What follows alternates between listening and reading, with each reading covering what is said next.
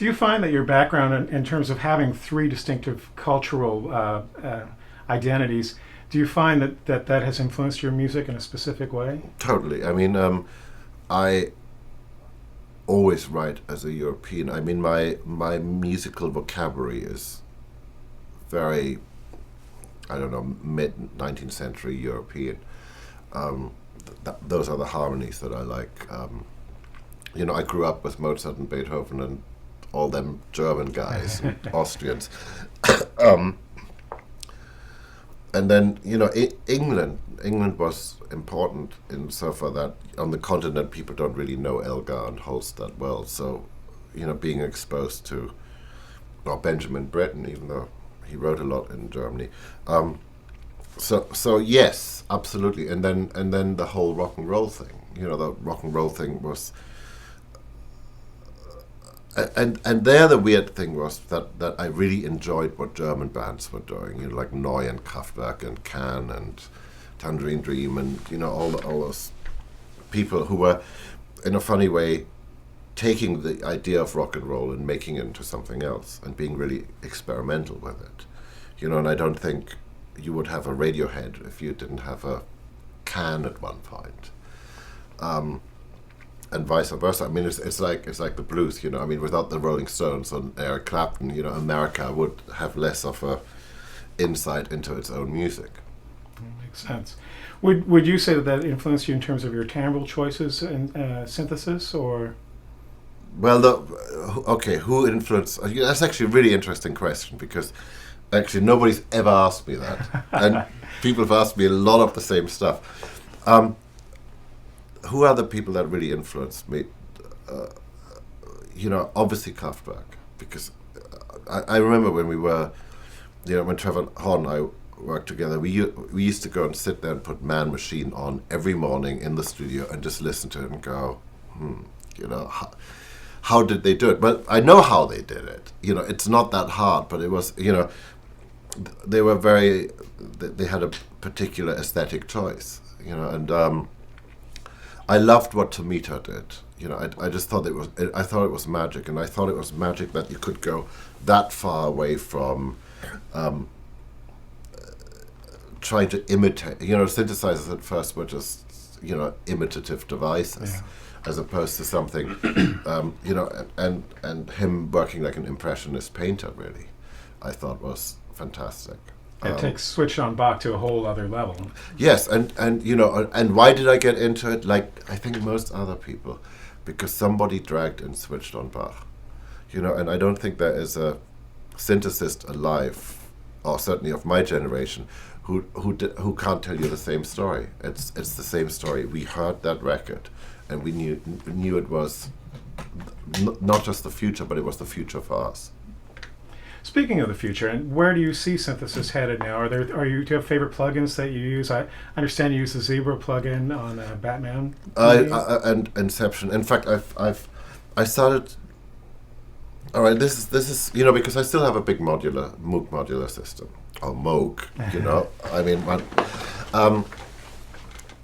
and without saying anything bad about anything, but and then of course it's sort of a pain. Because it doesn't have recall. It needs a good kicking every once in a while because it's 40-something years old, and so when the Arturia thing came out, the Arturia modular plugin, I just thought it was the greatest thing ever. Except it takes a long time to make a really good, satisfying noise, and I couldn't. And I would spend the same amount of time not quite getting there, and that I would spend on the big thing, with the real knobs and the real leads, and actually getting there.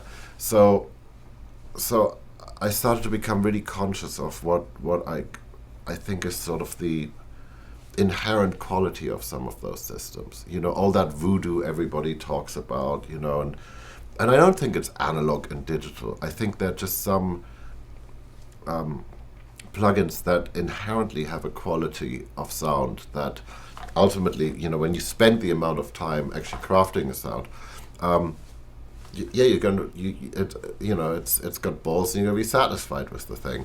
And Zebra was one of the few things which I really felt had an inherent quality to the sound. And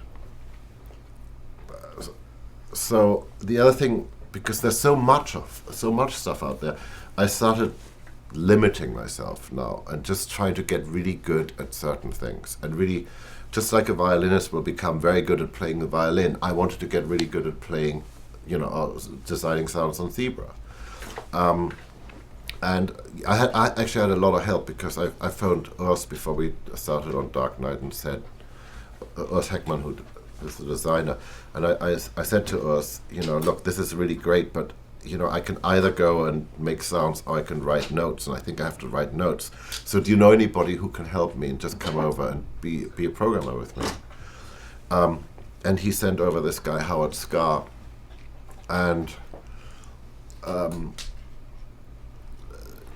think Howie and I started off really sort of badly, whereby I was forever, he would do something and I just couldn't keep my fingers off it, and I was forever interfering, and, I thought he was arrogant and all that sort of stuff. And, we were sort of moseying along, not really getting somewhere. And then one day he did a sound, and it used the most minuscule amounts of components, and it was so great, and I just went, I didn't know how he did that, and that's a great moment when somebody just knocks your socks off doing something, and I just had to understand, I had never worked with somebody else who designed, who was a synthesist or designed sounds, because I was always the guy doing it, so I was obviously being really obnoxious about the whole thing. But so Howie worked on Dark Knight, and really honestly, we do things together.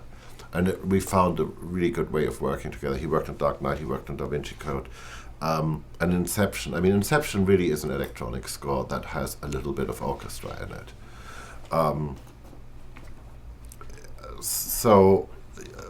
But it's 99% Zebra. I haven't run out of things I can do on that thing yet.